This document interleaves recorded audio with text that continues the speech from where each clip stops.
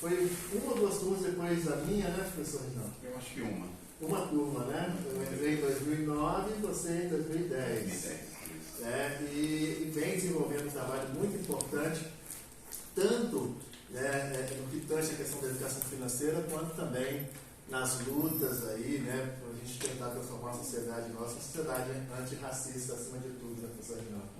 Então, eu fico muito feliz de você estar aqui conosco, por estar dividindo os seus conhecimentos. Já antecipo também dizendo que eu vou sair um pouquinho mais cedo, porque eu tenho aulas às 19 horas, mas o Marco, que é responsável, né, é o nosso bolsista, vai te dar todo o suporte aí necessário, essa conversa com os nossos aqui, alunos da pós-graduação. E, gente, vamos aproveitar muito essa palestra. Todas elas a gente está aproveitando bastante, e essa eu tenho certeza que a gente vai ganhar muito mais em termos de conhecimento, de envolvimento com a educação matemática e como a educação financeira vem tangenciando todo esse processo. Reginaldo, fique à vontade. Obrigado. Eu posso tirar uma música? Pode. Não, está uma distância. Né? Com licença, então, boa noite, tá? Boa noite. É um prazer muito grande estar aqui, mais uma vez, na casa, né, com o William.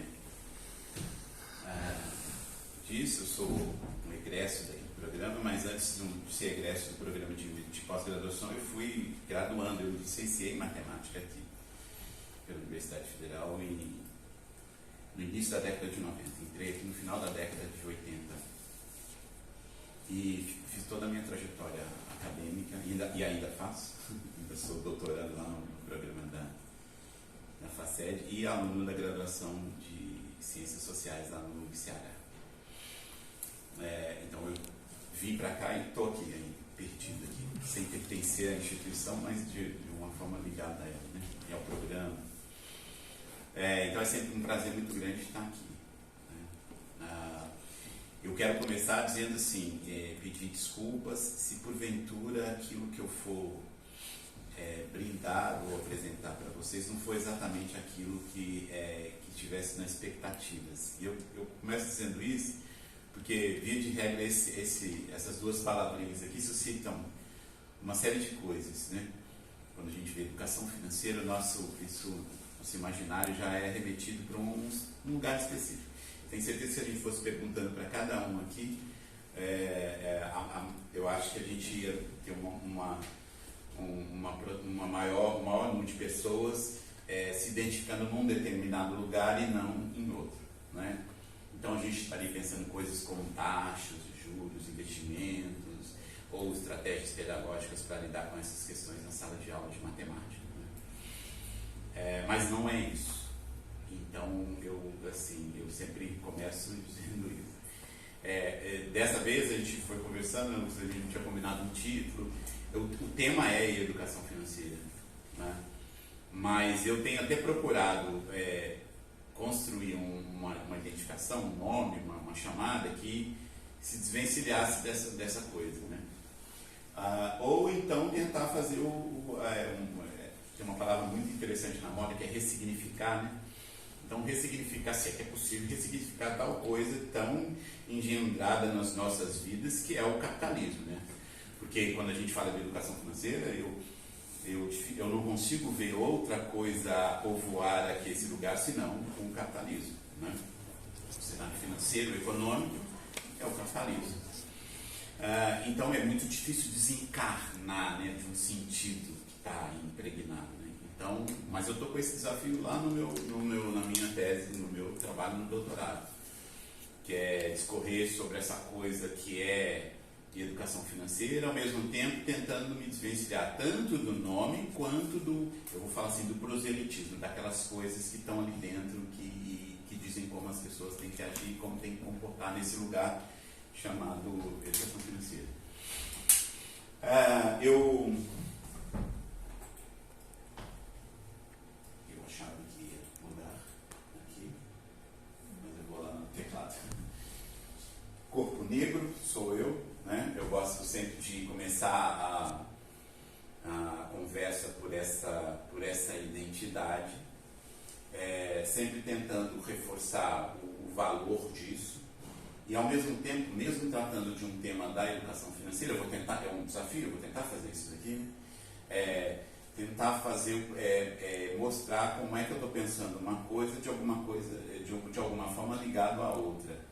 Tá? Eu estou falando de racismo e estou falando de capitalismo, né? Essas coisas vão estar aí. Eu sou um paulista mineiro, avô da Ana Isis, eu fiz diferente hoje, sabe? Acrescentei antes daquelas coisas todas lá acadêmicas, eu coloquei ali as minhas, né? Então tá ali a Nayara, tá ali a Rafaela, minhas filhas, a companheira Cristiane, e a Isis é a minha primeira netinha, tá com 1 ano ainda. Depois eu sou aquelas outras coisas que estão ali, né? Ou faço essas outras coisas que estão sugeridas aí. Mas o que me sustenta primeiro é o que vem antes, né? Aqui nesse... Eu estava pensando sobre assim, aí quanto tempo? 3 horas? Você tem 4 horas para falar. É mesmo? Tá brincando? Na Vera ali de Lafayette já até cancelou o transporte. Não, imagina. Olha que eu falo as coisas. Mas eu não vou fazer essa maldade com vocês, né? Tem até 8 horas da noite. Para encerrar. Isso. Tá. Eu digo que eu vou sair um pouquinho antes, que eu tenho aula das 19, mas você pode ficar à vontade. São 6 e pouco, 6h20 mais ou menos agora. Isso. Só para eu me organizar aqui. E não vai dar nada certo, óbvio que eu estou uma tentativa que sempre dá errado, né? Mas eu estava pensando sobre, como é que eu vou organizar minha fala lá, porque já vim aqui outras vezes falar sobre o tema de educação financeira e ficava pensando assim, poxa, já vai lá chegar o chato anticapitalista e começar a falar daquelas coisas que aparentemente, talvez para algumas pessoas, não tem nada a ver com educação financeira. Mas eu imaginei assim, deve ser uma turma nova, né? Eles não devem ter me escutado ainda, então talvez salvo um ou outro que talvez esteja por aqui, né? Eu não corro com muito risco de estar importunando vocês com essa minha leitura um pouco militante, tá? Mas eu procurei colocar um monte de coisas aqui que eu tenho feito e pensado. E eu fiz um esquema de colocar em cores diferentes, que não está dando para ver muito aqui, mas daqui para cima, se não me engano, e daqui para baixo é uma outra coisa. Para cima, denotando aquelas coisas que eu fiz e que eu pensei, então eu começo lá em 2012, quando eu concluí a dissertação sobre educação financeira. O título foi Uma Pesquisa Documental. Eu fiz pesquisa em documentos. Eu usei um recurso da linguística, que chama análise de discurso crítica. E aí peguei as propostas de educação financeira do Brasil, de Portugal e da Espanha e fui ler, fui pensar, fui olhar o que estava acontecendo ali. Tá? Bom, depois eu saí, concluí o mestrado, e esse segundo grupo de estudos de educação financeira eu costumo dizer que ele é um produto educacional meu, do mestrado, mas sem tecido. Eu devo dizer que eu tenho até certa vergonha do meu produto educacional original, formal, que era uma cartilha que pretendia fazer uma discussão com professores da educação básica sobre o tema da educação financeira, mas ela não funcionou muito bem. Agora, esse grupo de pesquisas, o GEFIM, Deus que está ali, GEF, aqui tem um GEFIM também.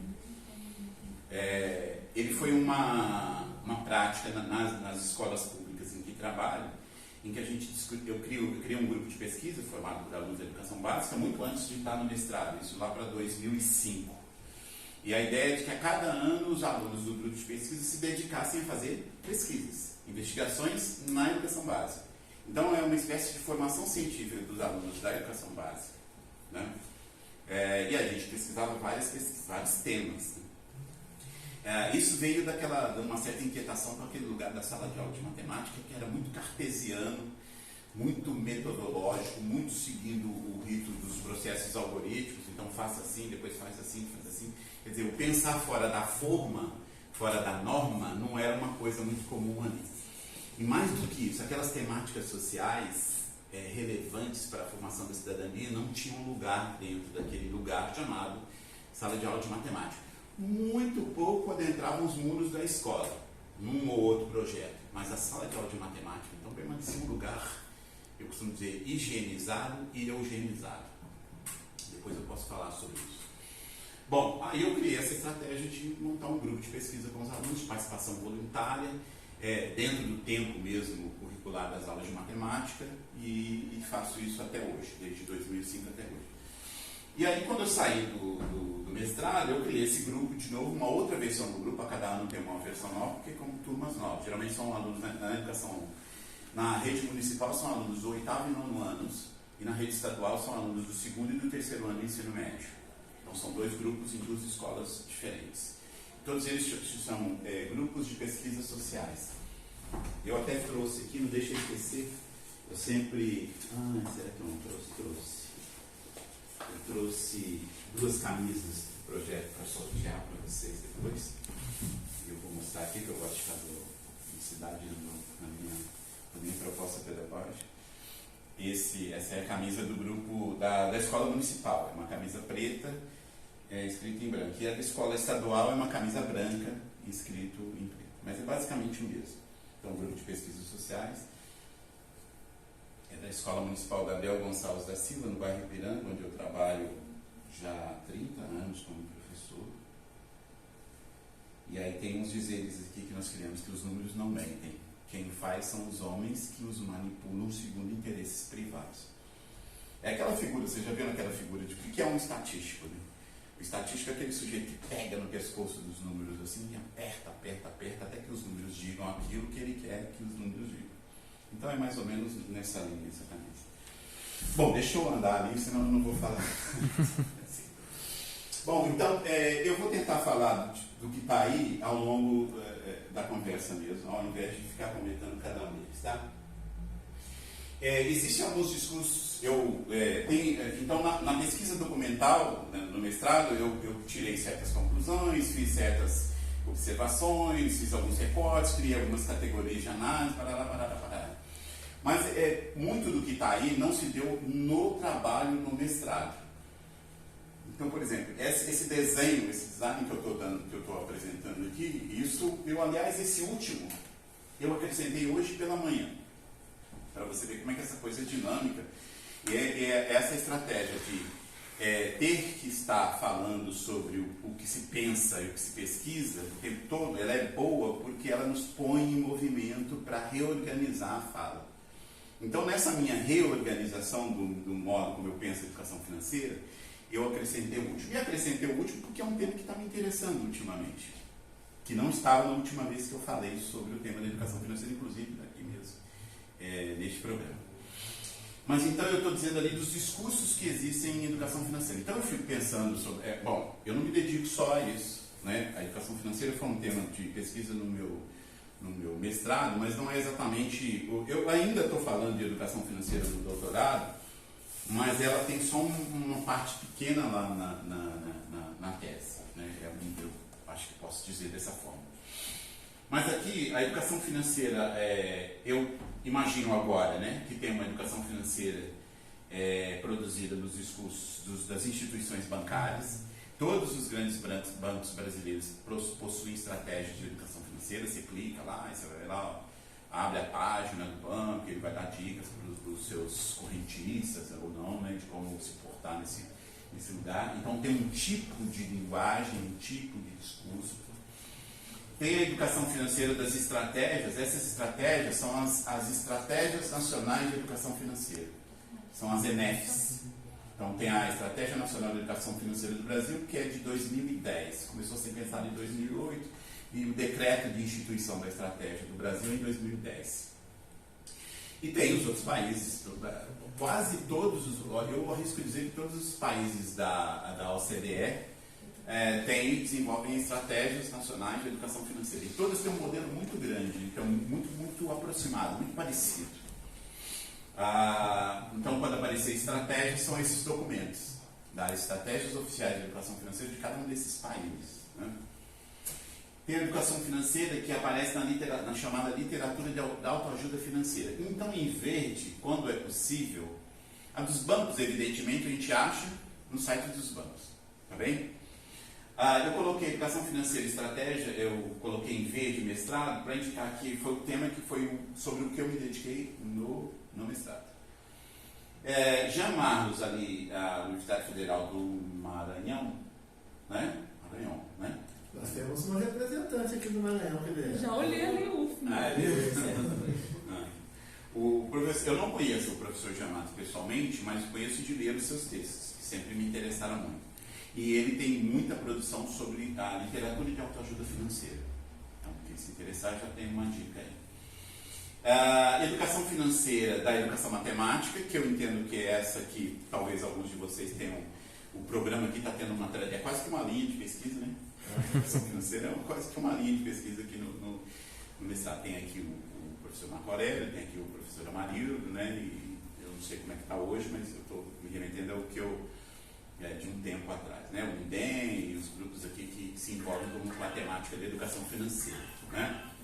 Aí, eu estou chamando esse conjunto de produções que ocorre, por exemplo, aqui em Juiz de Fora, no campo da educação matemática, sobre o tema da educação financeira, eu estou chamando aqui desse educação matemática, coloquei lá em verde como uma referência, né? Não é que...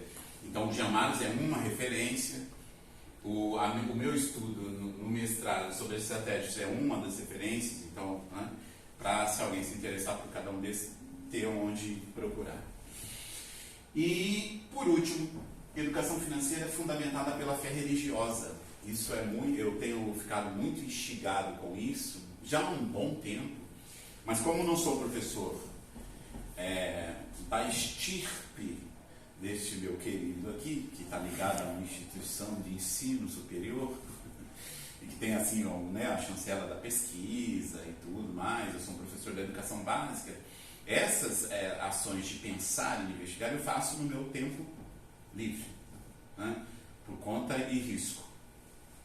Então isso é sempre muito, muito demorado, às vezes você abandona, às vezes, quando aconteceu comigo, eu perdi um HD em 2017, o HD perdi em 2021 um HD que tinha material desde 2017. Ele está lá ainda, eu coloco ele num pedestal lá em casa e deixo ele lá e olho para ele todos os dias. Tentei 2 vezes, sabe, já levei num profissional, não conseguiu resgatar, já levei em outro, mas sabe aquela coisa que você ainda tem fé de que vai conseguir? Você imagina, 2017 e 2021, quanta coisa não estava ali dentro. Mas aí eu recomecei algumas coisas, né? E esse aqui é um. Hoje você tem educação financeira para cristãos. Você tem educação financeira, e dentro desse tem educação financeira para evangélicos, principalmente. Muitas orientações e designações religiosas protestantes evangélicas estão desenvolvendo estratégias de educação financeira para os seus fiéis. Fazendo inclusive menção ao texto bíblico. É muito interessante isso de pensar. Então tem também esse tipo de discurso que está povoando o nosso imaginário sobre educação financeira. É muito legal de pensar isso. Provavelmente tem mais algum aqui que esteja me escapando a percepção. Tanto que eu incluí esse outro, apesar de estar pensando nisso há algum tempo, incluí aqui como um tipo de discurso hoje pela manhã. Bom, mas essa coisa de pensar como se liga a educação financeira e fé religiosa, ela é muito antiga. O Weber, que é um sociólogo, Max Weber, já em 1800, final de 1800, eu descobri que ele morreu em 1904, eu estou com essa data na cabeça. Ele tem esse livro, eu trouxe uma série de livros depois para circular por aí. Estão todos amassados aqui, aliás. Esse aqui é o Ética Protestante e o Espírito do Capitalismo. Depois, se você quiser rodar dele,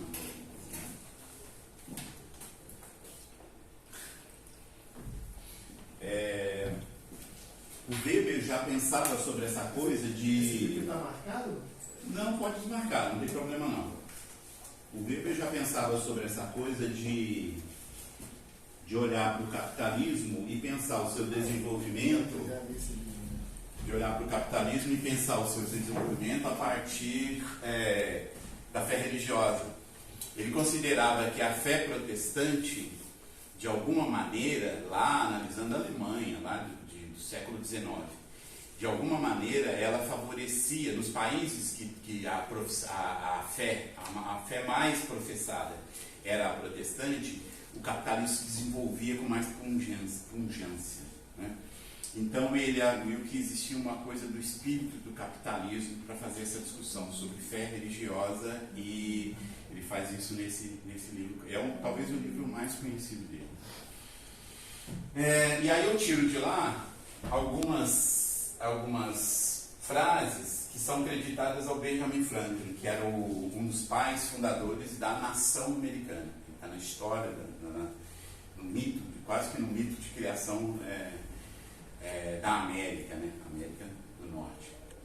E aí, tá nesses dois livros dele aqui, que ele dá dicas e conselhos para quem quer ser rico, para quem vai ser rico, e para um homem de negócios, ou alguém do comércio, um homem do comércio.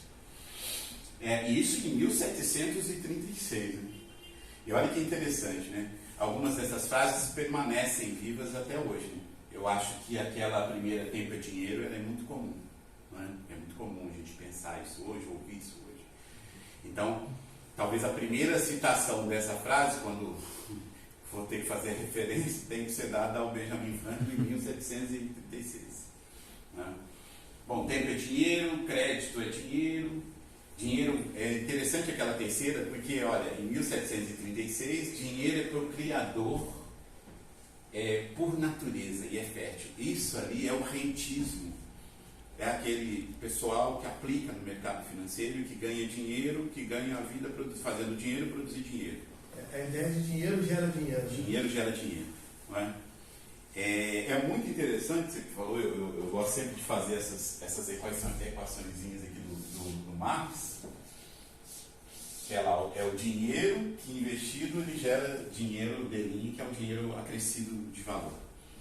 Em contrapartida disso, uma opção é o dinheiro que passa pela produção de mercadoria e que resulta também em dinheiro acrescido de valor. Só que a diferença é que esse aqui está intermediado pela produção de mercadoria, gera trabalho, etc. e tal, produz as coisas para a economia. Esse daqui é o capital valorizando, né, na esfera financeira. Bom,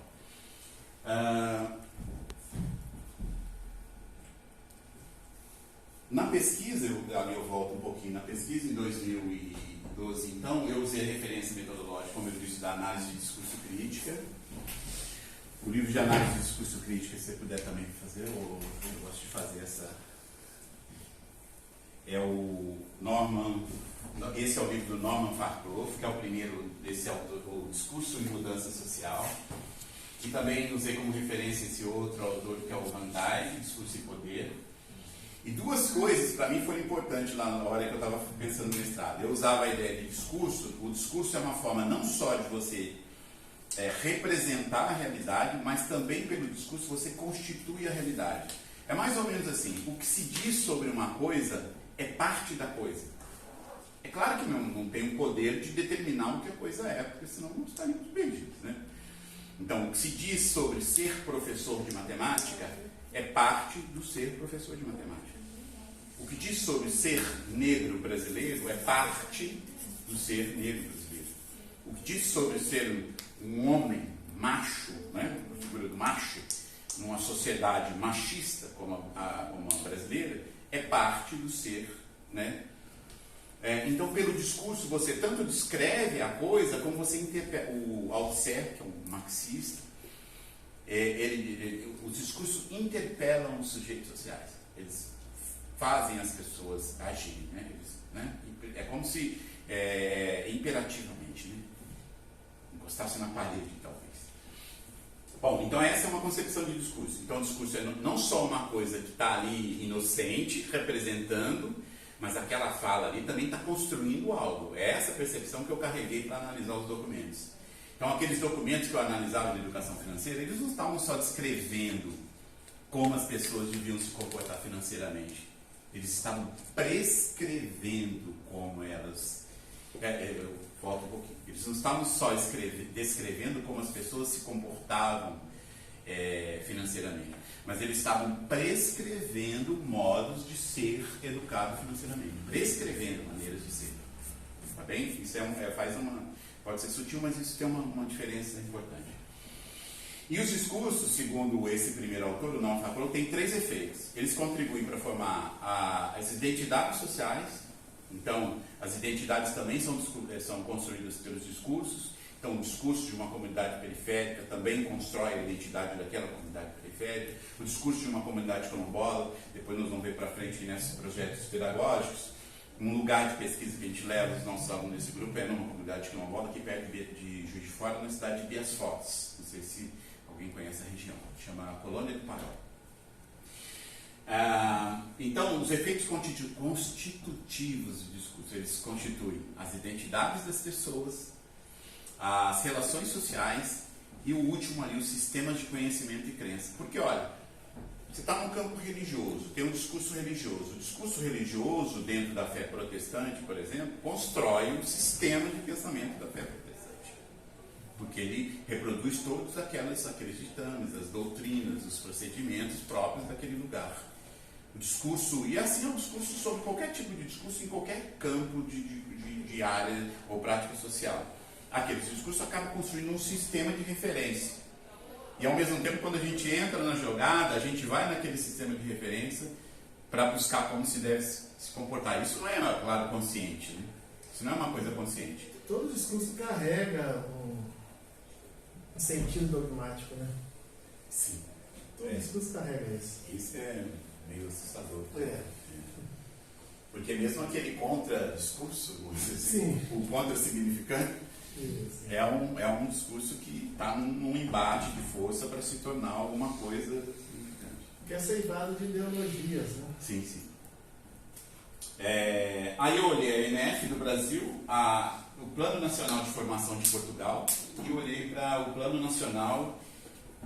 Isso aqui é para ficar com uma sonoridade, eu coloco aqui o E, não tem não, tá? É Plano Nacional de Formação. Plano Nacional de Educação Financeira. Agora eu já não sei qual que não tem ali. Eu sei que uma letra ali eu subtraio, eu faço uma jogada e coloco só por conta da proximidade na aparência, no design das estratégias ali. Aí eu criei esse quadro numa tese, fiz um quadro comparativo delas. Você observa que, tá vendo? Aquele lá estava, acho que é o N lá. Acho que é o N lá que estava da Espanha que estava mais. Não tem plano nacional. É plano de educação financeira. Plano de Educação Financeira e o Plano Nacional de Formação Financeira de Portugal. E olha, fui percebendo o seguinte, o design deles era muito próximo, né? Todos eles faziam menção lá no final ao OCDE, um documento de 2005 em que ela define o que é educação financeira. Só uma pergunta aqui, são os alunos do mestrado, né? Isso. Alguém aqui estão começando? Estão começando, esse é o primeiro ano deles, primeiro semestre deles. Porque eu já ia perguntar se alguém estava enveredando pela área para esse. Mas já tem gente que está. Aqui alguém quer se manifestar? 1, 2, 3 pessoas? E o Vinícius também. Estão indo para o campo da educação financeira. Que legal. Você ainda tem aquela exigência de ser professor para estar antes era professor, o mestrado, como é que está? Agora assim. É uma exigência que está implícita, né? Mas, por exemplo, tem muitos que formaram no ano passado e que conseguiram entrar no programa. Entendi. Mas acho que todos lecionam aqui, né, gente? Acho que todos estão lecionando, né? Vocês atuam todos? Estão na educação básica? Se não atuam na educação básica, estão trabalhando. Não, porque eu estava aqui, eu já ouvi alguém falando de TED, eu quase tremi aqui. O diário eletrônico do pessoas. Pois é. Diário eletrônico. Essa semana. Eu não sabia disso, não. O Estado usa isso como uma artimanha do controle do poder sobre as direções. Sim. Então foram 5, se não me engano, exoneradas, né? Aqui. Não, 5 diretores foram exonerados porque os professores não fecharam o DED. Como se a educação se resumisse ao preenchimento de um diário, né? Como se o diário não tivesse tanto de consistência também, né? E simplesmente não está sendo permitido fechar para os alunos do primeiro ano, né? Agora que eles cismaram, liberou e tem que fechar assim, tudo em cima da hora. Até hoje. Mas o Estado é um desmando, gente. Eu sei bem o que é isso, porque eu ainda continuo afastado para tratamento de saúde. Agora, exatamente desde a semana passada, eu estou de férias para fins de aposentadoria, finalmente. Mas eu fiquei 4, no último ano eu devo ter dado 2 meses de aula, para vocês terem uma ideia de quanto da pandemia para cá a minha saúde se deteriorou muito por conta do meu trabalho como professor no estado de Minas Gerais. Mas é importante que vocês que estão construindo uma trajetória dentro da... Eu vou fazer um parênteses aqui.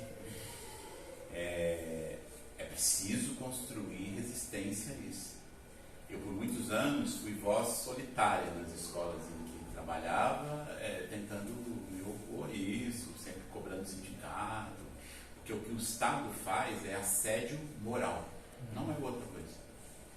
É assédio moral, é crime. O que o Estado faz é crime, é assédio moral. Então, essa loucura de ter que fechar hoje e amanhã e de repente muda a data e já não é aquela mais e é outra e o sistema não funciona, é uma barbaridade que eles fazem com as escolas. É terrível. Enfim, show. Da ponta então, nessas instituições, nesses planos de educação financeira, eu observei que tinha um banco central de cada país envolvido na jogada e que tinha as comissões de valores mobiliários. Você pode ver que aquelas siglas são também muito aproximadas, né? Você vê que é um grande sistema mesmo que dialoga. E aqui eu pensei em 3 países, né?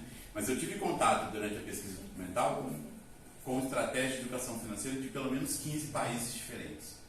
Então, desde Angola até Nova Zelândia, talvez. E interessante que em muitas delas você encontra uma alusão à matemática, porque educação financeira em princípio não é matemática, mas você encontra alusão à disciplina matemática. Textualmente está lá nessas estratégias. Eu não vou me lembrar qual. Se alguém quiser, está numa dissertação o autor é o Simon. Eu vou riscar aqui 2015. Mas não pode ser 2015 porque eu fiz 2007. Bora. Vamos ver se a minha memória está boa, depois vocês se preocupem. Em 2007 é um baita do estudo que esse autor fez sobre educação financeira. Então eu pensei muita coisa lá sobre educação financeira. Inclusive essa ideia de que a disciplina matemática é aquela que deveria, dentro da instituição escolar, ser a privilegiada para conduzir aquela coisa da transversalidade, mas o lugar melhor para ela é pelas razões que a gente já sabe, o corpo está vazando. Pelas razões que a gente já sabe, ele está partido. Foi no outro documento, né? Ah, sim.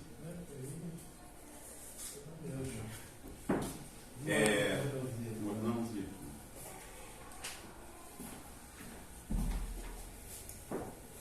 Bom, deixa eu caminhar. É só considerar que também, para quem interessar, a proposta brasileira ficou naquela de 2010. A proposta da Espanha e de Portugal tem até hoje. Então eles pegaram lá, por exemplo, a Espanha acabou em 2012, eles pegaram depois de 2012 a 2013 a 2017, não me lembro a data. Depois pegaram em 2018 a 2021. Então, quem se interessar tem reedições. Estão todos disponíveis em PDF.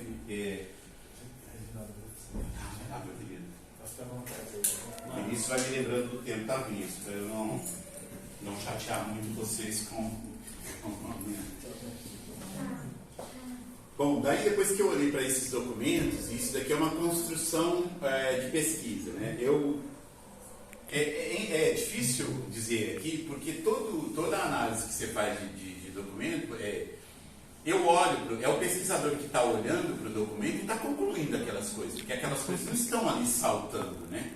Então, o que eu estou apresentando aqui foi o que eu construí sobre aquelas propostas de educação financeira que eu vi, tá bem? Preciso dizer isso, porque é uma leitura, eu não sei se vocês têm contato aqui com o modelo dos campos semânticos, o professor Ron, o professor Maria, então essa coisa da produção de significado é uma coisa muito interessante de pensar, porque, na verdade, eu produzi um sentido sobre aquelas estratégias.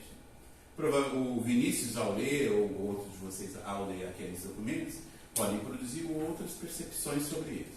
Então essa é a minha percepção pessoal. O que eu disse? Eu vou lá, olha, o que está acontecendo ali? Tem um processo de legitimação da educação financeira em curso. E para mim esse processo é um processo ideológico. Porque a instituição OCDE é uma instituição que sempre esteve ligada a interesses econômicos e financeiros. Nunca se preocupa. Desde 2012 ela se preocupa com a educação financeira, a OCDE. Mas as propostas de educação que a OCDE desenvolve nos países capitalistas pelo mundo afora tem sempre uma chancela da área econômica e financeira. Então, é um desenvolver a educação, mas com um olhar para os mercados financeiros, para o desenvolvimento das economias. É nesse contexto que a OCDE pensa sobre educação. Então eu chamei isso de PLEF, e que era um conjunto de discursos não desintencionados, quer dizer, intencionados, que queriam fazer a educação financeira como se fosse um bem, um valor a ser consumido, aquele consumido talvez tivesse que estar em aspas, né, pelas pessoas. E uma coisa interessante, quando você educa financeiramente, ou quando você pega aquelas normas, aqueles procedimentos todos, e treina a pessoa para seguir aqueles procedimentos, por exemplo, poupar 10% do seu salário a cada mês para fazer um fundo, etc. e tal. Quando você treina as pessoas com esses procedimentos, e outra coisa, você encontra nos documentos assim, um fenômeno que chama bancarização. É uma preocupação que eles apresentavam no contexto dessas propostas, de que a boa parte das populações desses países estava fora do sistema bancário. Com dados de 2010, 11, né, bem defasado, o Brasil tinha cerca de 43% da sua população fora do sistema bancário. Olha, a gente sabe que bancos não vendem sonhos, né? Bancos vendem produtos financeiros. Talvez a gente não tenha a percepção de que eles são produtos, mercadorias, mas são um tipo de mercadoria. Então, o cartão de crédito é um produto financeiro. Ações são produtos financeiros. Cheque especial são produtos financeiros. Os vários tipos de investimentos que estão disponíveis no banco são produtos financeiros. Então, quando o sujeito está bancarizado, ou seja, está incluído no sistema financeiro, ele está aberto também a todos esses produtos. E quando ele está educado financeiramente, ele é um potencial consumidor desses produtos. Então tem um aspecto positivo de que é educar as pessoas financeiramente, mas tem um aspecto mercadológico, que é você aumenta a potencial carteira de clientes do sistema bancário. E aí tem uma possibilidade de dar maior vazão aos seus produtos, às suas mercadorias. Bem, é isso que eu procurei ressaltar ao longo. Bom, eu vou pular algumas coisas, porque eu temo com o tempo. Bom, aí, olhando para os discursos que eu pensava lá, eu acabei fazendo categorias de análise, né? Então, no mestrado, é um estudo qualitativo, eu começava a perceber que os discursos eram muito próximos, então eu comecei a juntar aqueles discursos que eu imaginava próximos e comecei a nomeá-los de maneiras diferentes, a partir daquelas coisas que eu via lá. Continuo vendo ainda, porque pode ser que um estudo feito com tão distância no tempo, assim, já são 10 anos, pode ser que é muito razoável que o pesquisador mude de percepção sobre aquelas coisas, né? Mas essa continua firme ainda. Eu continuo achando que são discursos ideológicos, eu continuo achando que, apesar da boa narrativa de que precisa educar financeiramente as pessoas, eu acho até que há esse propósito, mas o que está no cenário econômico e financeiro tem uma coisa de pensar os efeitos colaterais. Me parece que educar financeiramente é um efeito colateral. O efeito primeiro que se quer é desenvolver os sistemas econômicos e financeiros, desenvolver, sobretudo, os mercados financeiros. Adicionalmente, por um efeito colateral, acaba promovendo a educação financeira das pessoas. Então, esse primeiro discurso eu chamei de asserção econômico-financeira. Asserção, no dicionário, é assim, é uma afirmação que se tem por verdadeira. Então, é uma afirmação que os documentos tinham por verdadeira. E aí eu só caracterizei ela como econômico-financeira, e depois a gente vai ver que a outra de capital-trabalho vai dar para entender um pouquinho como é que eu estava pensando ali. Esse está no Plano Nacional de Formação de Portugal. Esse aqui não está, mas eu já digo onde ele está. Então, olha só, o Plano Nacional de Formação tem ali, eu coloquei em amarelo, os destaques, né? Elevar o nível de conhecimentos financeiros, comportamentos financeiros sãos, sei dizer o que é um comportamento financeiro são, eu consigo imaginar, adequados a quem? Para quem? Para o consumidor, para a instituição, né? Mas aí principalmente, olha, o que eles estão olhando? Eles estão olhando a estabilidade do sistema financeiro. E sobre os custos que isso aumenta o bem-estar da população. Quer dizer, então a estabilidade, olha, o que está contido nesse discurso é que a estabilidade do sistema financeiro impacta positivamente o bem-estar da população. Isso é uma falácia capitalista. Porque os PIBs podem estar do tamanho que forem, a economia pode estar do tamanho que for, porque a gente sabe como está a condição material de vida, sobretudo das populações periféricas. Então essa conversa do sistema financeiro se desenvolvendo e estando estável, isso melhora as condições, eles não tiveram a coragem de dizer o bem-estar social da população. Então disse genericamente o bem-estar da população, sem acreditar ali que tipo. O de baixo é mais significativo, eu chamei de asserção do tipo capital-trabalho, né? Isso está num tipo de literatura que chama de autoajuda financeira. Eu me lembro bem por que não tem um nome ali. Porque como é uma crítica assim, um pouco negativa, eu achei por bem não identificar o nome, mas é de um autor que tem livros publicados na área de literatura de autoajuda financeira. Tá? Se alguém for olhar lá as referências da dissertação, vai achar o autor lá. Mas eu achei por bem, depois de um certo tempo, deixar de ficar citando o nome, fazendo referência, pode parecer uma certa, sei lá, perseguição, não é nada disso. Eu só estou fazendo crítica a alguma coisa que eu imagino ver ali naqueles documentos. Mas olha o que ele diz, eu acho que diz por si só, né? Eu acho que é só ler. Ele está dizendo sobre a educação financeira, tá? O que ele está dizendo. Então, a educação financeira, além de reduzir os problemas com o trabalhador, olha para que ele está pregando discursivamente um propósito da educação financeira. Fará com que ele perceba que os seus rendimentos mensais são suficientes, diminuindo as reclamações. Quer dizer, o autor está claramente defendendo a educação financeira como uma estratégia de domesticação do trabalhador. Percebe? Então eu chamei esse tipo de asserção de discurso como capital-trabalho. Por quê? Porque eu imaginava assim, é um discurso. Lembra lá, a minha concepção de discurso é que o discurso é uma forma não só de representar as coisas, mas é uma forma de dizer como as coisas têm que ser. Então, na verdade, esse discurso está dizendo como a educação financeira, para que serve a educação financeira e quais são os propósitos. Ela serve para isso, para a domesticação do trabalhador. E esse é um discurso, eu chamei de capital-trabalho, por quê? Porque ele fala sobre a relação entre capital e trabalho, que ele está falando ali, obviamente não está aqui aparecendo, mas está bem nítido aqui, que ele está se colocando do lado do capital, né? Porque ele fala, olha, vai diminuir reclamação, vai diminuir problema com o trabalhador, né? Provavelmente diminuir reclamações salariais. Isso interessa a quem? Interessa ao capital, né? Então ele interfere na relação trabalho e capital em favor do capital. Então eu chamei esse tipo de asserção do tipo, esse tipo de discurso do tipo capital-trabalho. Esse é um outro, esse está no Plano Nacional de Formação de Portugal, né? Iniciativa de Formação de Trabalhadores, ela é positiva junto à formação de trabalhadores, demonstrando boa aceitação nas próprias empresas, bons resultados de aprendizagem e um contributo positivo para o aumento da produtividade. Então, olha só, nesse discurso está explícito. Eu poderia ser gentil e dizer que está implícito, porque talvez só eu estivesse vendo, mas eu creio que está explícito que ele está defendendo a educação financeira como uma forma de, no fim do processo, aumentar a produtividade. Ou seja, então, aquela conversa de bem-estar do trabalhador cai por terra, né? Porque o que está se observando no final do processo é a produtividade, é a acumulação, é o lucro. Sobre a minha percepção. E esse está na da Espanha. Então ele fala ali do consumo de produtos financeiros, então as instituições bancárias vendem produtos financeiros, não vendem sonhos, né?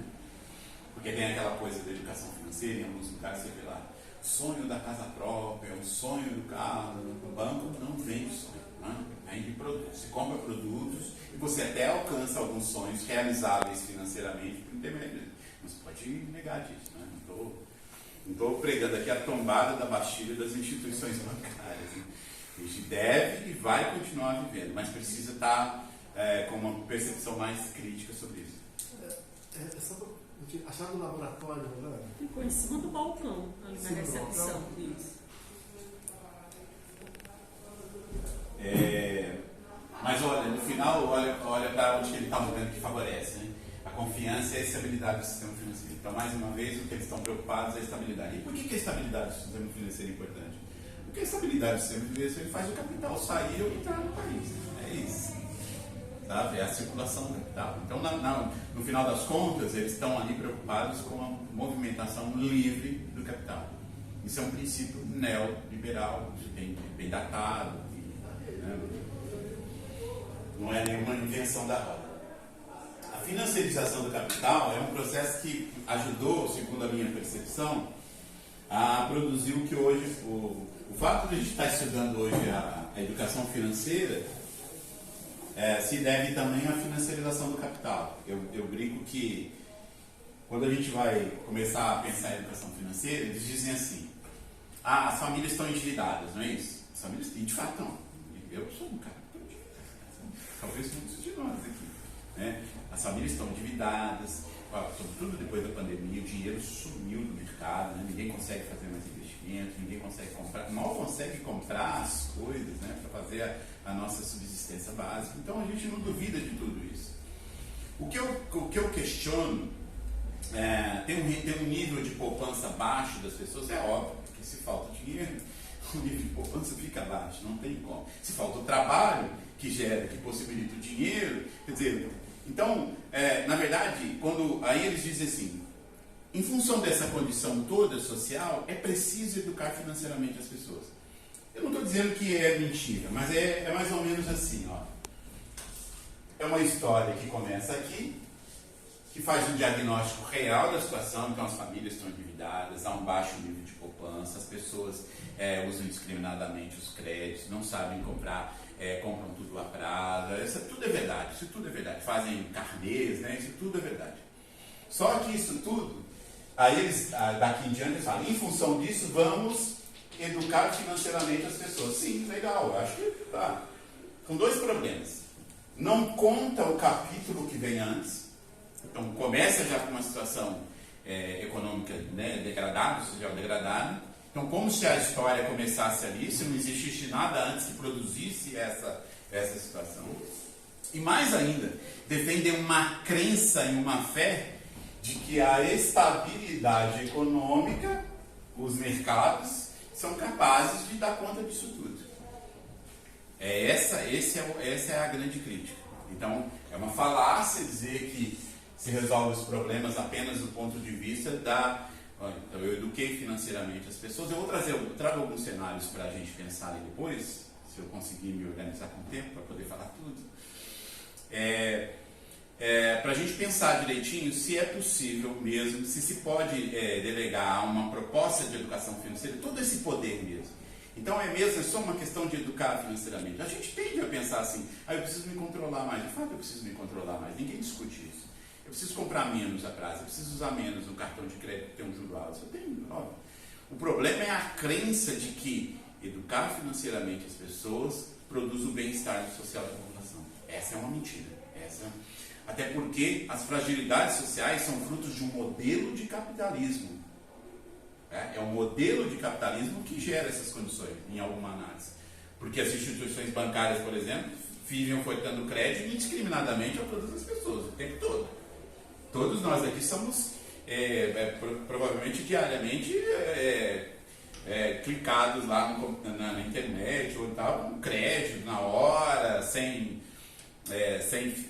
fiança, como é que chama? Fiança não. Consulta. Credor, né? Como é que chama? Sem consulta no SPC. Sem consulta no SPC. Então, quer dizer, tem um modelo de economia, um modelo que também contribui para essa coisa que está aí. Então, não é dizer que as coisas estão ruins, vamos educar financeiramente e tudo se resolve. Esse é um dos aspectos. Né? A financiarização, aí, quando eu falo da financiarização, eu começo a contar o que vem antes. Porque alguns autores falam que desde 1973 tem um fenômeno acontecendo na economia mundial, que eles chamam de financiarização do capital. Que é o seguinte, o capital ele podia fazer esse circuito aqui, ó, ser produzido pelo esse circuito.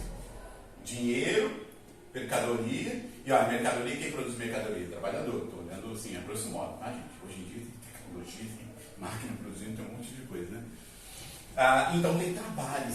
Olha que interessante, ó. Então se o dinheiro está mediado pela mercadoria, então tem trabalho. O resultado é o dinheiro acrescido de valor. Verdade. Só que agora o capitalismo percebeu o seguinte, olha, por que eu vou investir em produção, gerar trabalho, se eu posso conseguir lucro no mercado financeiro? Então o meu dinheiro eu ponho lá, eu fico sentado em casa, é o famoso rentista, né? E no final de um tempo X o meu dinheiro está valorizado. Então, esse processo de deslocar da produção e se localizar no cenário financeiro, os autores chamam de financeirização. E olha o que ele mostrou aqui. Essa aqui é a Leda Polanyi. Essa é uma tese, é uma dissertação de mestrado desse autor. Eu nunca soube se era ela ou ele. Ele chama Ilan Lápida. Não tive o cuidado de procurar na Ilan Lápida, 2011, ali, a dissertação. Diz o seguinte, que olha, essa autora analisou a produção, o produto nacional bruto, a riqueza produzida pelo mundial, num período de 26 anos, de 2006 a... está em algum lugar aí, tá, gente? 1980 a 2006. E enquanto o capital que se localizava na esfera da produção valorizou 314%, o capital que se localizava aqui na esfera financeira, no mesmo período de 26 anos, considerando o mesmo conjunto de países que ela analisou o PNB, valorizou 1.292%. Ou seja, como é que o capital foi fugindo de um lugar e foi se acumulando no outro lugar? Quer dizer, consequência disso, aumentavam as transações, os processos de desregulamentação dos mercados. Por que desregulamentação dos mercados? Porque quanto mais desregulados os mercados, menos impedimentos, maior a circulação do dinheiro. Sabe? Atividades financeiras, blá, blá, blá. A face mais visível é aqui que eu quero chamar a atenção. A expansão de atividades, produtos e mercados financeiros. Então, mais produtos financeiros começam a aparecer na ponta para a gente. Mais produtos financeiros, mais oferta das instituições financeiras. Né? E aí, quando eu tenho mais produto, eu preciso ter cliente para os meus produtos. Se as pessoas não estão informadas sobre os meus produtos, como é que elas consomem os meus produtos? Então, eu preciso dar um jeito de informar as pessoas sobre os meus produtos. Quem cumpre essa função é, em alguma medida, a educação financeira. Aí, a gente precisa olhar lá naquelas dimensões discursivas, porque tem um tipo de discurso que ajuda mais isso daqui, tem um tipo de discurso que produz uma reflexão um pouquinho mais densa e mais, por exemplo, o discurso localizado no programa aqui sobre educação financeira, eu tenho certeza que não se localiza no mesmo tipo de discurso das instituições bancárias. Lembrava das minhas primeiras, né? Então, vários, o meu discurso, por exemplo, o discurso que eu estou produzindo aqui é um discurso que se origina aqui, né? E outros discursos, de outros trabalhos, de outras pesquisas que vocês vão fazer, estão fazendo, vão pensar. Tá bem? Então, essa história de que esse contexto aqui produziu a necessidade de educar financeiramente as pessoas é só parte da história. É um segundo capítulo do primeiro capítulo, cujo primeiro capítulo é esse processo de financiarização, que criou essas condições, que fez com que os mercados se expandissem, e como tem mais mercado, é preciso ter mais gente consumindo. Aqui tem um autor que é o Kisterman, que é daqui, é uma citação dele do Rômulo Livro, do Rômulo lá do modelo dos campos semânticos, mas fazendo menção aos cosmoses. O Olhos Cosmoses, não sei se vocês conhecem, Educação Matemática Crítica, isso eu não posso deixar de fazer a... Vinícius, você está afim? Você vai fazer a gentileza? Para circular esse livro do Oli, eu quero fazer a publicidade dele. Se é que precisa fazer publicidade do Oli. Mas ele é uma pessoa que eu a cada 2 anos, agora durante a pandemia não, mas vocês conhecem o Olhos Cosmoses? Educação Matemática Crítica, já ouviu falar? Tá circulando um livrinho dele, 2 livros dele. A cada 2 anos, isso se quebrou agora na pandemia. A gente se encontra lá, ele é de Rio Claro, da Unesp de Rio Claro, ele tem um grupo de pesquisa lá. Eu não faço parte do grupo, mas ele reúne uns 40 ou 50 pesquisadores, professores de educação básica, de educação básica, de ensino superior. A cada 2 anos a gente se reúne lá em Rio Claro. São um grupo de pessoas que tem, assim, tem por afinidade um interesse nas obras dele. E eu fui para lá levado pelo professor Marco Aurélio, o Kistler. Aliás, o Kistler foi o meu segundo orientador aqui, o meu primeiro orientador, que foi o Amarildo. No percurso isso trocou. Né? E a gente chega lá, divide, comunga de ideias e sempre sai de lá com uma tarefa. Então, às vezes é construir um mini curso, construir um artigo, fazer um livro. E do último ano que nós nos encontramos foi em 2019, foi antes da pandemia, depois não. E saímos de lá com a tarefa de escrever um livro. Ele, né? Escreve, organiza, a gente só contribui com um capítulozinho, alguma coisa. E esse livro ainda está no prelo, né? Que se fala, né? Está para sair ainda. Mas é um autor para a gente pensar sobre tudo. Ele está fazendo uma contribuição aí para a gente pensar sobre a gênese do pensamento financeiro crítico, ou seja, né? É difícil dizer assim que um pensamento não é crítico, né? Em algum sentido, todo modo de pensar, se debruçar sobre alguma coisa reflexivamente é um pensamento crítico, né? Mas ele quer dizer algumas coisas quando ele fala de educação matemática crítica. Né? Ele fala muito sobre democracia. Esse livro, inclusive, é sobre democracia.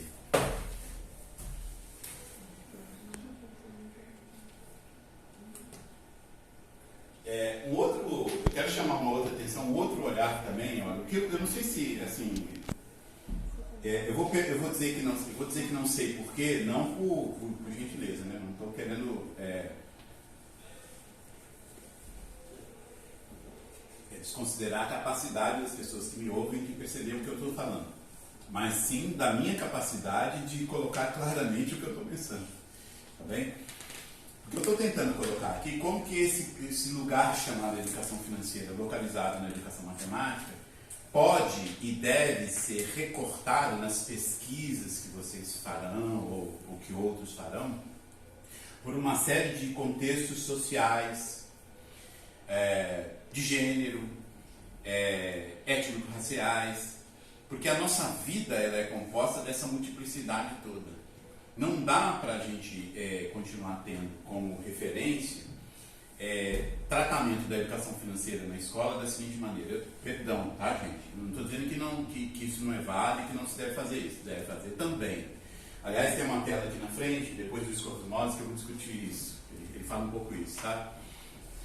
Se der tempo, né? Perdão. Por exemplo, olha, o Joãozinho, a gente gosta muito do Joãozinho, né? No século passado, quando se criava o professor programas de matemática, na minha época, né? Quando eu entrei para essa universidade, esse prédio aqui nem existia, nem imaginava nada disso daqui. Mas Joãozinho quer viajar para Disney e vai fazer uma poupança para juntar o dinheiro para poder viajar para Disney, que é o sonho de consumo dele. Eu acho que montar uma atividade, um exercício, um problema, ou como que ele chamar, claro que eu estou sendo bem assim, né? Bem simplório, né? Tem o seu valor, mas eu fico pensando que, como nós somos professores e vamos atuar na educação básica, né? A gente precisa olhar para quem é o nosso aluno, né? E não o nosso cliente, né? E não o nosso cliente. O discurso, é interessante fazer um parênteses aqui, alguém me resgata depois se eu me perder, tá? O cliente, até o termo cliente, é uma coisa discursiva incutida na nossa cabeça. É um modelo, é muito interessante isso, é um modelo de capitalismo que vai se transformando. O modelo de capitalismo tem uma escola de pensamento que chama Escola de Regulação, eu não coloquei aí no Escola de Regulação. Ela diz o seguinte, ó, o capitalismo ele se transforma a partir de 2 processos. Um que é chamado de regime de acumulação, regime de acumulação, e outro que é o modo de regulação. O regime é é o modo como se comporta o cenário financeiro, econômico financeiro, trabalho, investimento, consumo. E o modo de regulação é mais ou menos assim, é o suporte ideológico do regime. Precisa vender uma ideia, o modo de regulação é aquele que vende ideias que vão na direção do regime. Está entendendo? Então eu tenho assim, eu quero fazer determinada coisa, eu crio um monte de discurso aqui que vai fazer as pessoas se comportarem de uma maneira tal favorável àquilo que eu estou vendendo lá. Então é uma escola de pensamento. Os autores aqui são Agliettar, Lipiex, Boyer. Eles são do final da década de 70, 1976, até o início da década de 80, meio da década de 80, 1980 e poucos, 84. É tese de doutorado de um desses autores. Então esse modo de regulação é aquilo que forma o comportamento das pessoas. Eu tenho chamado, por exemplo, a educação financeira, essa daquelas estratégias da OCDE, de um modo de regulação, porque ela fica ali vendendo um discurso e um tipo de comportamento e difundindo um tipo de comportamento das pessoas que é favorável aos mercados, às estabilidades, como nós vimos ali, à acumulação. Então, eu tenho dito que a educação financeira é um modo de regulação, ou é uma estratégia de regulação. Mas por que eu estou dizendo isso? Estou dizendo isso porque, com o passar do tempo, o capitalismo vai mudando de... O modo de regulação nem sempre é o mesmo, nem o regime, quando eles olham lá para a história. Os estudiosos do capitalismo, né? Então, você tem um modo que chama keynesiano, que é quando o Estado vai lá e interfere na economia. Você tem um modo liberal, que é quando, não, ninguém interfere na economia, né? Vamos deixar funcionar pela mão invisível lá, não sei se vocês lembram dessa coisa da história do Adam Smith, enfim. Então, como vai se transformando o capitalismo, alguns discursos vão aparecendo. Então, eu que fui professor nos últimos 30 anos, percebo com muita clareza. Depois de um certo tempo, começou a aparecer o termo cliente. Ninguém falava dos nossos alunos como clientes. E só começa a aparecer o termo cliente quando, no contexto nacional, das economias nacionais, começa a aparecer a necessidade de difundir um certo discurso econômico, bancário. O cliente era para banco. Normalmente usava isso para banco, não usava. Só que isso começa a se incorporar nos nossos discursos, vão sendo incutidos nos nossos discursos, e a gente começa a chamar as populações atendidas pelo Estado de nossa clientela, não são nossos clientes. Né? Tem um outro, por exemplo, inclusão. Quando eu falo inclusão, o que é que vocês pensam? Alguém? Inclusão. Tipo assim, tem que ser bater e voltar, tem que ser aquilo que primeiro vem na cabeça. Incluir. Tá, mas... Portador de deficiência? Como? É, que tem necessidade especial, um portador. Direito. Um portador com deficiência, com deficiência. Olha que interessante. Direito, de um modo geral, portadores são... Eu também não gosto de deficiência, pessoa com deficiência, sempre confunde. Eles, nas escolas, estão difundindo, estão virando até sigla, né? Estão virando PDCs. Por exemplo, é muito... Mas, só para não entrar num... São pessoas com necessidades educacionais especializadas. Sim. Mas a rotina do dia a dia, e a matemática tem isso muito. O Wallace fala sobre isso. Ele fala de... eu já vou me perder, tá, gente? Eu vou voltar onde eu estava. O Wallace fala de abstração para pensar, que a gente cria, só que essa abstração para pensar acaba se transformando numa abstração concretizada. E aí que é o perigo. Porque a gente começa a tomar a representação como se fosse a coisa. Então, tem tudo isso. A nossa querida falou, você repete para nós. Pessoas com necessidades educacionais especializadas. Olha que como é extenso, né? Para descrever um tipo de ser humano, né? É claro que a gente tem um problema de todo tempo que for se referir, ter essa frase longa, por exemplo. Então, para resolver esse problema, a gente faz uma abstração. Só que essa abstração ela acaba se tornando concretizada e a pessoa deixa de ser isso tudo, e isso tudo que carrega o termo, e passa a ser apenas uma sigla, PDC. Está entendendo? Quer dizer, são os professores de matemática, né? Somos, né? Desculpa, eu não estou atento, não tem nada. Por exemplo, o MMC, o mínimo múltiplo comum.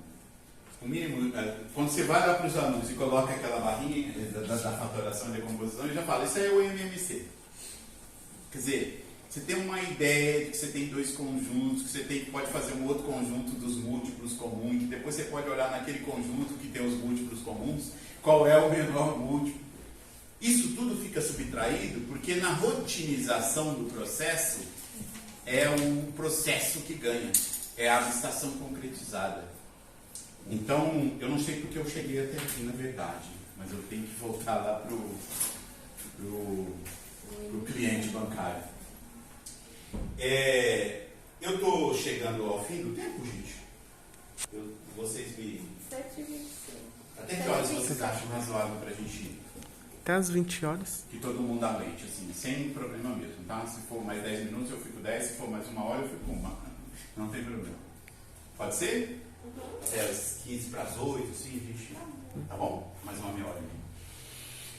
Então, o que eu estou querendo fazer aqui é trazer essas temáticas sociais, senão eu vou me perder nesses montes de coisas que eu gosto de falar, e vou saindo. Como que elas também se relacionam ao cenário econômico e financeiro, em alguma medida, à educação financeira. Então, eu trago aqui, é um autor, ele é um geógrafo marxista, é o David Harvey, e o livro dele chama Um Enigma do Capital. Ele está dizendo que, vocês lembram quando, por exemplo, vocês já ouviram falar da crise imobiliária de 2008? Sobretudo quem está no campo, de pensar em educação financeira, talvez tenha se disposto a algum texto que fale sobre a crise do capitalismo de 2008. A bolha imobiliária no mercado americano, que se difundiu para o mundo inteiro, que o Lula na época disse que aqui ia chegar como uma marolinha, não sei se vocês se lembram desses discursos, dessas coisas. 2008. Acho que está bem próximo, né?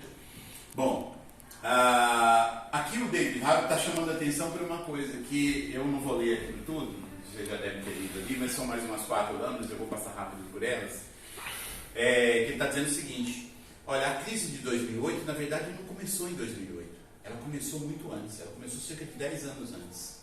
Só que ela começou em lugares dos Estados Unidos, a crise imobiliária foi assim, as pessoas tinham dívidas imobiliárias, tinham financiamento das suas casas, e depois de um certo tempo começaram a ter dificuldade de pagar os financiamentos das suas casas por conta de alta de juros.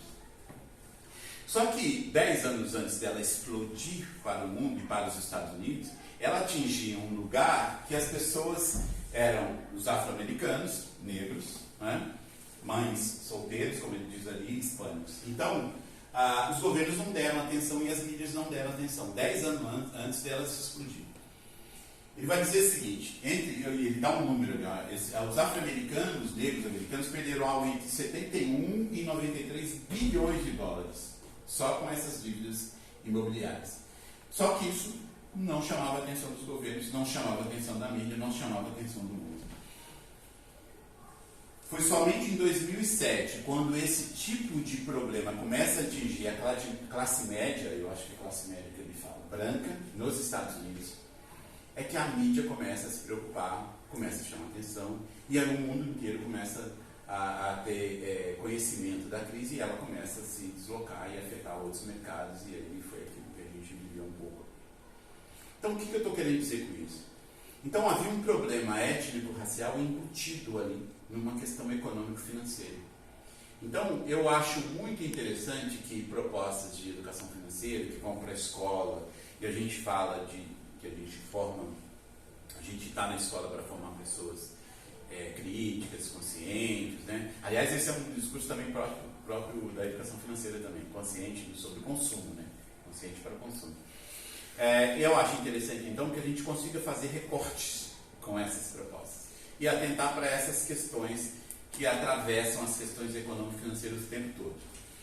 Em função disso, eu vou falar aqui, eu vou pular para falar um pouquinho aqui do Olhos Cosmos, desse livro que está aí, a Educação Matemática Crítica, a questão da democracia. Ele dá uma dica para a gente sobre ambientes de aprendizagem. Né? Então ele acha, olha, interessante que a sala de aula de matemática possam existir ambientes de aprendizagem diferentes. Então ele constrói 6 ambientes de aprendizagem, que são aqueles números. Né? E ele considera 3 referências aqui e 2 paradigmas ali. Ó. O primeiro é o do exercício e o segundo é o cenário para investigação. O exercício é aquela coisa que a gente faz assim: resolva a equação, né? É rotineiro, é algorítmico, são processos. Primeiro passo, segundo passo, terceiro passo. O cenário para investigação, você formula uma questão a ser investigada. E os alunos até podem ter que fazer alguns exercícios no processo. Mas a questão toda está montada em termos da especulação, da investigação, do pensar, do resolver um determinado problema. Tá bem? Então é isso que ele diferencia isso. E ele diz o seguinte, ó, você pode fazer referência à matemática pura. Então, ó, referência à matemática pura, exercício. Então resolva a equação. Tá? Referência à matemática pura, cenário para investigação. Descubra-se essa equação, quais são as possíveis respostas a essa equação. Está entendendo a diferença? Numa está só o método em função, a outra já tem um pouco de especulação e investigação envolvida. Você pode fazer referência à semi-realidade, no paradigma do exercício. Semi-realidade. Joãozinho quer comprar figurinhas para completar o seu álbum, que tem ele já tem tantas figurinhas. Quer dizer, é semi-realidade porque, embora você não conheça o Joãozinho, é razoável que exista um Joãozinho que queira comprar figurinha. Então é uma semi-realidade. Só que você está no campo do exercício. Você pode fazer a mesma referência propondo um tipo de investigação. Eu deixei bem evidenciado os 6, porque com os meus alunos nesse grupo de pesquisa, eu me localizo sempre com referência à realidade. A gente está investigando questões da realidade, do nosso mundo. Do mundo, por exemplo, quando a gente vai lá para a comunidade quilombola, a colônia do Paiol, é do mundo daquela comunidade, né? E sempre num cenário de investigação, sempre questões de investigação para a gente pensar lá naquele lugar. Bom, e aí eu trago alguns cenários para investigação e educação financeira. Aí eu faço uma brincadeira. Os casos a seguir são casos reais, advertimos que os relatos são fortes, que os indivíduos que aparecem neles não são seres que normalmente habitam os problemas e exercícios formulados em nossos livros de matemática. Provavelmente também não serão os mesmos a compor as tarefas e atividades vigentes em educação financeira escolar. Você corre o sério risco de ter de se confrontar com outra parte da realidade.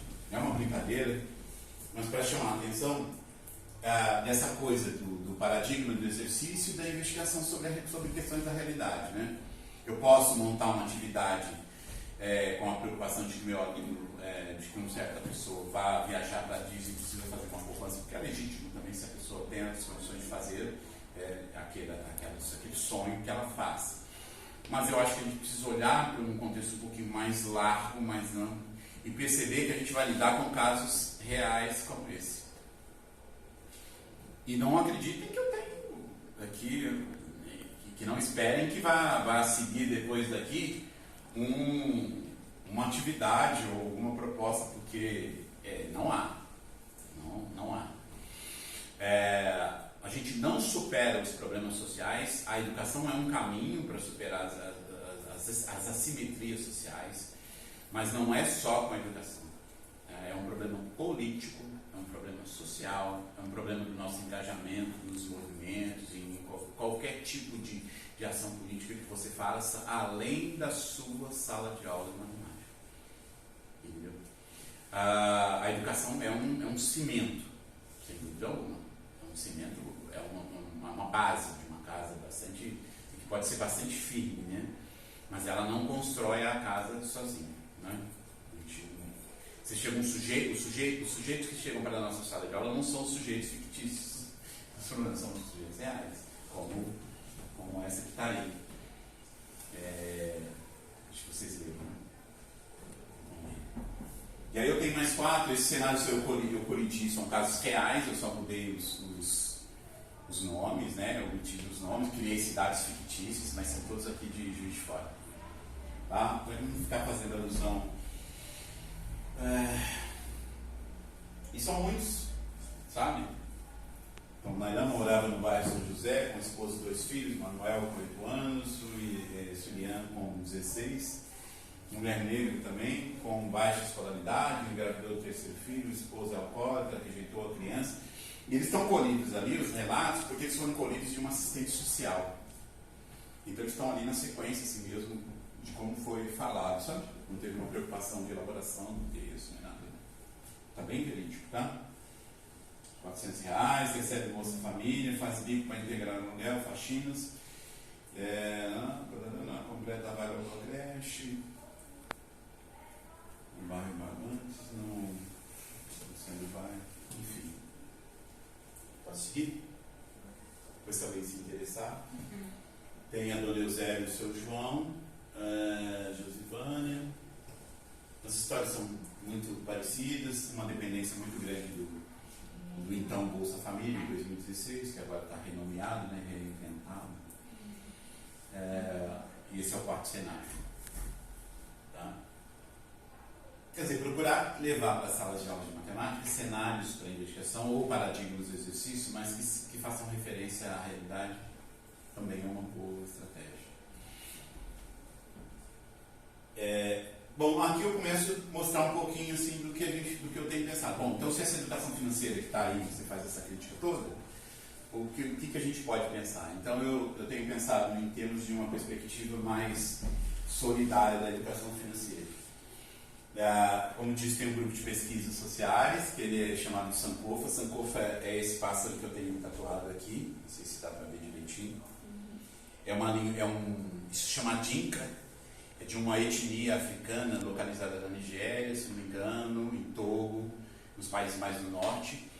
É um pássaro e o nome dele é Sankofa, e ele significa mais ou menos o seguinte: ele está carregando um grão na boca, ele está caminhando para o futuro, mas ele está caminhando para um lado e olhando para trás, tentando denotar o seguinte: olha, eu preciso semear o futuro com aquilo que eu trago da minha ancestralidade, ou seja, eu preciso avançar no futuro, eu preciso crescer e caminhar para o futuro, mas não posso se distanciar e me desconectar da minha ancestralidade. Esse que é a ideia de São Paulo. Aí eu adjetivei, depois que tive contato com essa ideia, o grupo passou a ser chamado de Sankofa, né? Mas ele teve vários adjetivos ao longo de todo, desde 2003, 2005. Cada ano eu vou constituindo grupos com algumas duas escolas e que trabalham. Aqui são os alunos em 2018, aqui, lá no Centro de Ciências, onde é coordenado até acho que ainda é pelo Etcher, né? Vocês conhecem o professor Etcher, né? E tinha uma feira itinerante de matemática que acontecia, então os alunos foram para a comunidade quilombola fazer os seus trabalhos, depois montaram aqueles banners que vocês estão vendo ali, e foram apresentar nessa feira de ciência e matemática em 2018 aqui. Os da direita de vocês aí são, com uniforme branco, são da escola estadual, são alunos do segundo e terceiro ano do ensino médio, e os da esquerda são alunos do oitavo ano, eram naquela época. Hoje eles são economistas, esse aqui está fazendo economia aqui na universidade. Os outros eu não tenho notícias deles, pelo menos em termos assim, de estudo, né? Aqui que eles caminharam. Aqui são eles lá no Teatro Pascoal Carlos Magno apresentando a pesquisa, né? Eles teve um seminário escolar lá e eles, com outras escolas e outros grupos, eles... Bom, o que essa proposta em economia solidária que a gente está fazendo, ela começou a ser feita em 2016. Essas datas não são nunca muito precisas, tá, gente? Porque sou eu parado, sentando, tentando lembrar. Depois se recorre a algum texto, vai precisar melhor isso. Mas isso tudo se deu antes da pandemia. E nos 3 anos antes da pandemia. Então, né, 2019, 18, 17, por aí. A gente percebeu, eu conheci uma comunidade quilombola, essa aqui, de um professor aqui da universidade, falecido, infelizmente, há pouco tempo atrás, o professor Léo Carneiro, não sei se vocês conheceram da geografia. Eu participei de uma especialização em educação do campo, sabe, em comunidades tradicionais. E conheci essa comunidade quilombola em 2015, se não me engano. E desde então, eu ouvi lá da representante da comunidade que, olha, a universidade quase que tem um polo de pesquisa. Não tem um polo formalmente, mas é uma tradição muito grande, sobretudo do pessoal da geografia, de fazer pesquisa lá. Mas eu ouvi de uma representante falando: a universidade vem aqui, pesquisa, tira e não nos traz nada de volta. Eu me lembro disso. E eu imaginei assim: puxa, eu vou bolar alguma coisa com o meu grupo de pesquisa para ir ao encontro dessa expectativa dessa pessoa. Que hoje é quase que ontem mesmo à noite a gente conversava pelo WhatsApp. Ela chama Zezé, é uma representante da comunidade, que ela é professora numa comunidade lá, numa escola lá na comunidade. Então eu criei eu pensei, poxa, eu penso sobre educação financeira, penso que era interessante criar uma perspectiva mais solidária, menos centrada no indivíduo, né, no consumo, no comprar, no ganhar, no cálculo. Bom, como é que eu vou fazer? E aí criei o seguinte: as pessoas na comunidade, as mulheres principalmente, os homens trabalham numa atividade que chama quadra. Muito legal isso também, sabe? Vocês conhecem a etnomatemática, né? Conhece o Biratã, acho que rodou um livro do Biratã D'Ambrosio aí, que também nos deixou há pouco tempo, né? Lá nós achamos o seguinte: o trabalho nas quadras, a gente percebia no discurso dos moradores o tempo todo que falavam assim: os homens trabalham nas quadras. O que é as quadras? A gente foi investigar. A quadra era são trabalhos de capinas que os homens da comunidade fazem nessa região, tanto ali quanto no Rio de Janeiro quanto em São Paulo. Eles saem, às vezes ficam meses fora trabalhando em mutirões, né? Só que eles usam, para medir a área, eles não usam uma fita métrica, eles usam uma vara de bambu de 5 metros. A unidade de medida deles é uma vara de bambu de 5 metros. Então eles não falam em termos de metros para a área ser capinada. Eles falam em termos de tantas varas. Eu não trouxe aqui, um pecado. Em alguma pesquisa, em alguma dessas apresentações, tem um morador narrando, desenhando a área, um modelo do desenho no chão, um quadrado que ele fez lá, e explicando como é que ele fazia a medida com varas. Foi até esses dois aqui, do ensino médio, esses que estão em pé, tá vendo esses 3 que estão em pé aqui? Foram eles que acharam esse morador e que colheram essa narrativa com esse morador que trabalhava nas quadras. Aí o que a gente percebeu? Então teve esse achado, né? Que tem a ver com a etnomatemática, tem a ver com um fazer em matemática próprio lá daquele lugar, trabalho nas quadras, e que é muito potencial, por exemplo, para você explorar depois em termos. A gente não fez porque logo depois veio a pandemia, né? Pouco depois, 2020, pandemia, né? 2018 a gente estava no projeto, 2019 ele se interrompeu por questões financeiras e 2020 foi a pandemia. Então nós estamos retomando agora. Então nós voltamos para lá, para vocês terem uma ideia, no final de semana passado. Final de semana retrasado nós voltamos lá depois da pandemia pela primeira vez. Com um novo grupo de pesquisadores, não mais esses aí que já estão seguindo sua vida. E é muito potencial para explorar em termos de educação financeira, ou em termos de uma educação financeira. Por quê? Porque lá tem a figura do turmeiro, que é o rapaz, é tipo um capataz, que ele tem um fazendeiro que contrata o turmeiro, às vezes o fazendeiro é de outros lugares, outras regiões, contrata o turmeiro vai e contrata os trabalhadores para ir fazer o trabalho de capina. Só aí já dá para você pensar em termos de relações de trabalho, econômicas, financeiras, salário, área a ser capinada, horas de trabalho, tamanho de propriedade, valor recebido, alimentação. Quer dizer, é muito potencial para você pensar educação financeira. Então, envolver os alunos num projeto de pesquisa, numa comunidade quilombola, numa atividade de trabalho ligada à subsistência da vida, é uma proposta de educação financeira crítica e solidária, porque tem essa perspectiva da comunidade, de como ela trabalha, de como eles produzem a sua vida, seu modo de subsistência. Então, é isso que eu chamo de um tipo de atividade em educação financeira crítica e solidária.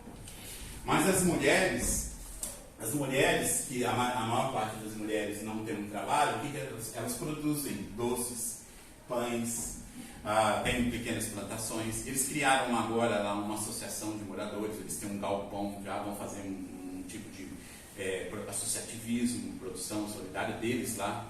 Então, e agora o que a gente vai fazer? Vai envolver os nossos alunos com esse fazer. O que a gente fez um projeto piloto em 2000, em algum ano desses aí, não me lembro, 2000 e alguma coisa logo aí antes da pandemia. A gente foi à comunidade, os alunos receberam os produtos que os moradores levavam, que são esses aí.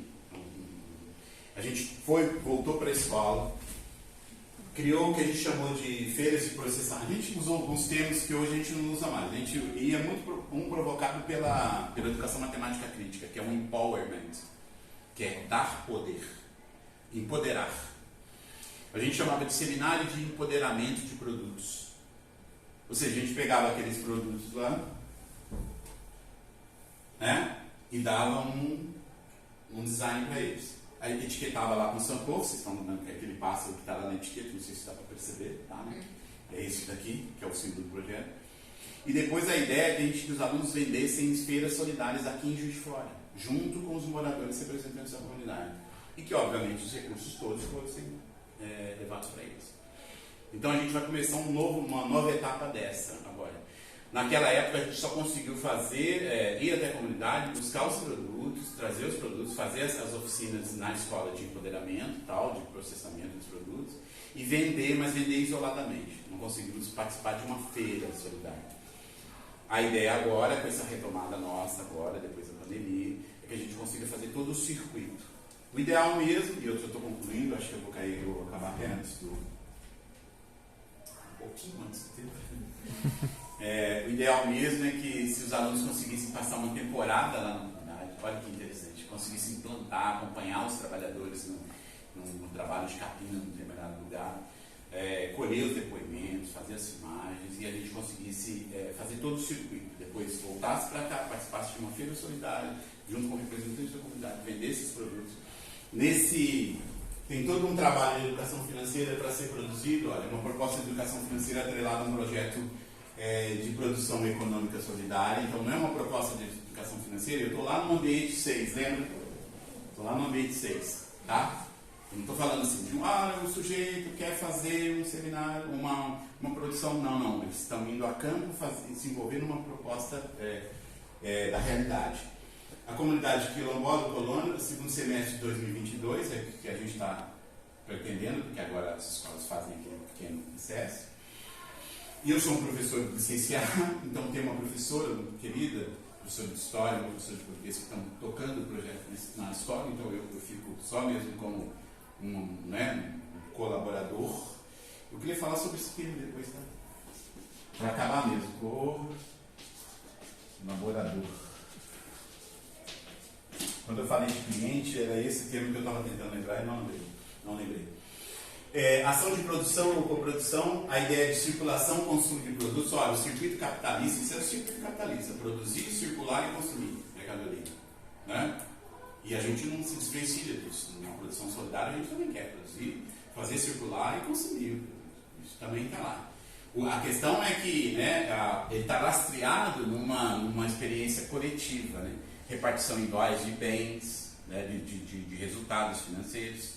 Né? A gente está falando em escoamento de produto, em algum lugar aparece ali, ó, circuito solidário, escoamento de produto, ao invés de falar de venda de produtos.